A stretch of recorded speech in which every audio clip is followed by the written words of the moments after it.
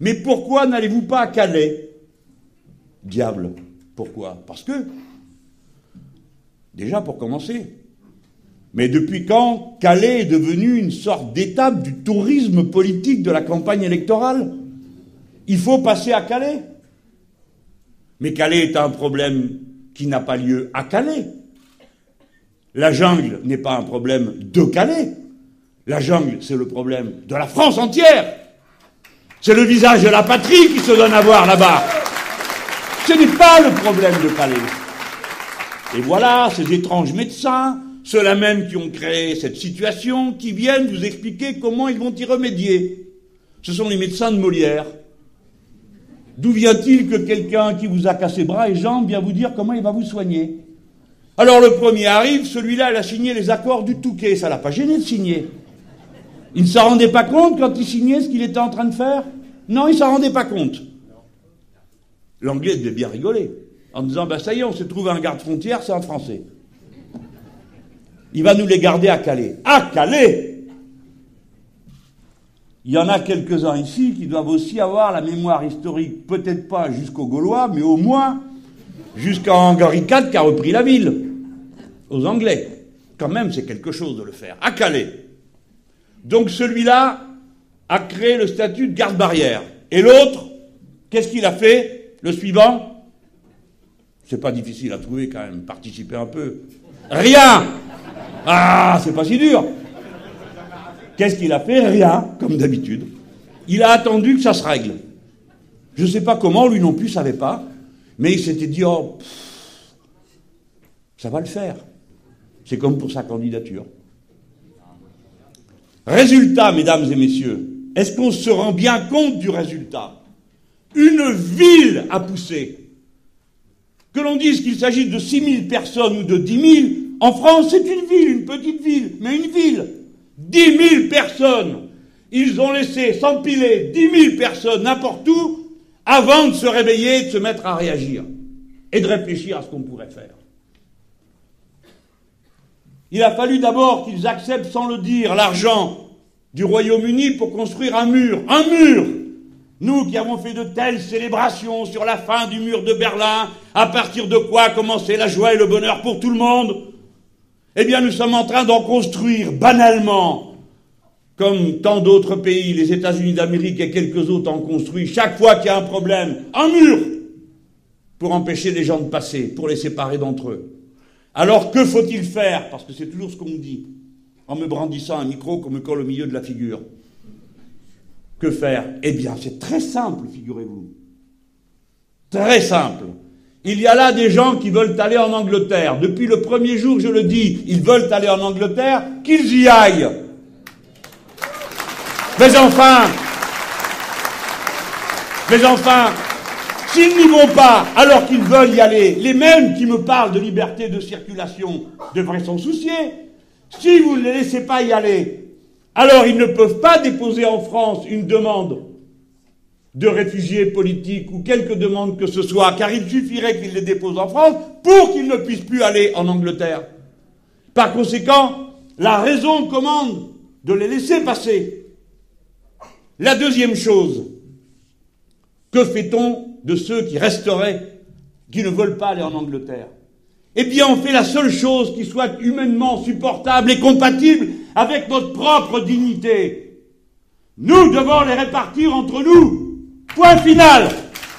Nous devons les répartir. On ne va pas créer je ne sais combien de camps de cette nature. Mais si il y en a 100 ici, 200 là-bas, eh bien nous pourrons dans chaque département faire face aux problèmes d'une manière responsable et organisée. Je ne dis pas que nous dirons à la terre entière, venez chez nous, ce n'est pas ça le sujet. Le sujet est de faire cesser cette honte et de faire reposer sur les habitants d'un seul secteur une charge qui devrait revenir à la patrie tout entière. Parce que ces gens n'en peuvent plus localement. Et que si vous vous bouchez les yeux et que vous ne voulez pas le voir, alors vous créez vous-même les conditions de l'incendie et de la haine entre les gens. Donc il faut régler le problème. Et maintenant, je termine là-dessus.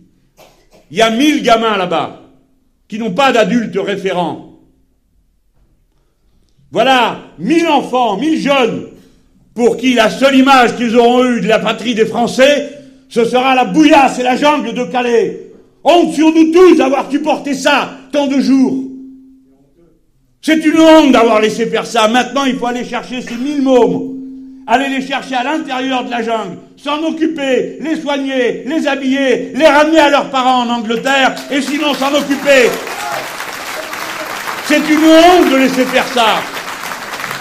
Écoutez-moi, si un jour ou l'autre, votre cœur se fermait, si vous disiez, mais on ne peut pas, monsieur Mélenchon, je ne sais pas toutes ces théories que j'entends, ça va faire un appel d'air. Vous imaginez l'appel d'air? Qu'est-ce que ça peut bien vouloir dire? Il y a 200 000 personnes qui viennent de sortir d'Alep bombardées. Pensez à vous-même. On vous bombarderait à cet instant. Quelle force vous empêcherait de partir et d'emmener vos enfants? Aucune force ne le pourrait. Vous partiriez. Vos pères et vos mères sont partis, vous autres d'ici. Quand nous avons subi la débâcle, tout le monde est parti sur les routes. C'était nous qui fuyions à l'époque. Alors, où croyez-vous que vont aller ces gens? Vous espérez que les Libanais veuillent bien les ramasser en route avant? Vous espérez que les Turcs veuillent bien les stocker parce que vous ne voudriez pas les voir? On ne se tirera pas des problèmes politiques par des pirouettes ou en se cachant les yeux. Par conséquent, si l'on veut parler dans le long terme, je redis quelle est ma position, ne serait-ce que pour échapper à certaines caricatures grotesques qui m'ont été attribuées. Premier temps, il faut permettre aux gens de rester chez eux. Il faut donc en finir avec la théorie raciste d'après laquelle les gens partiraient pour pouvoir profiter de nous. Ils partent parce qu'ils ne peuvent pas faire autrement que de partir. Il faut s'en souvenir. Et moi qui appartiens à la tradition internationaliste, comme beaucoup d'entre vous, j'en suis sûr, dans cette salle, je vous rappelle ce que disent nos amis des syndicats et des organisations progressistes de la terre entière. Que disent-ils? L'exil est une catastrophe pour ces pays. Ceux qui s'exilent sont souvent parmi les plus courageux, souvent parmi les plus instruits. Leur instruction a coûté à leur pays. Et tout ce savoir-faire s'en va, part au hasard des routes. Des milliers de familles qui ne savent où sont passés leurs enfants. 3000 sont morts dans la Méditerranée. Pensez, mettez des noms, mettez des visages sur les chiffres. Pensez que ce pourrait être le vôtre, votre fils, votre petit-fils, votre petite-fille, abandonnés au hasard de cette cruauté. N'oubliez jamais ça, les gens. Si nous faisons taire notre cœur, nous ne penserons jamais correctement. Nous ne penserons jamais lucidement. Nous ne trouverons pas les bonnes solutions. La guerre est la première raison pour laquelle les gens s'en vont. Et la guerre, c'est nous qui la créons. Et pas pour des raisons de religion, pour des gazoducs, des oléoducs, parce que nous avons des alliés, des gens qui nous payent pour faire tel ou tel travail. Voilà la vérité. Il faut donc interrompre les causes de départ. Deuxièmement, il faut punir les trafics humains. Ne me dites pas que les gens que vous voyez sur des barcasses se sont mis à chercher une barque quand ils sont arrivés au bord de l'eau. C'est donc qu'il y a des trafics organisés. Ce sont des milliers de gens qui passent de cette manière-là. Pour qu'on organise le transfert de milliers de gens, c'est toute une activité. On ne peut pas l'interrompre. Bien sûr que si, on ne veut pas l'interrompre. C'est une autre paire de manches. Et quand les gens sont là, prenez le problème par le bout que vous voulez. Vous ne pouvez pas faire autrement que de les accueillir correctement, y compris pour qu'ils retournent chez eux quand ils en auront envie. Vous ne pouvez pas. Si on pouvait, peut-être qu'on pourrait en parler, mais on ne peut pas. Essayons tous de mettre de la raison dans les situations passionnelles qu'on ne maîtrise plus. Imaginez un instant que vous preniez l'argument de ceux qui s'opposent à ce que je suis en train de dire. On dirait, nous n'en voulons pas. Fort bien, que faisons-nous? Nous les prenons tous, très bien, on sait où les capturer. Ceux-là, au moins on sait, ils sont, la jungle de Calais. Mais il y en a d'autres. On m'a dit qu'il fallait courir après les clandestins. Ben, j'ai dit, bon courage. Pour capturer 400 000 clandestins, puisque vous dites qu'il y en a 400 000, certains disent 800 000. Et après quoi? On les ramène où, s'il vous plaît? Où allez-vous ramener ceux qui ont fui la Syrie? Où? Répondez à cette question, au lieu de nous jeter à la figure des arguments qui n'en sont point.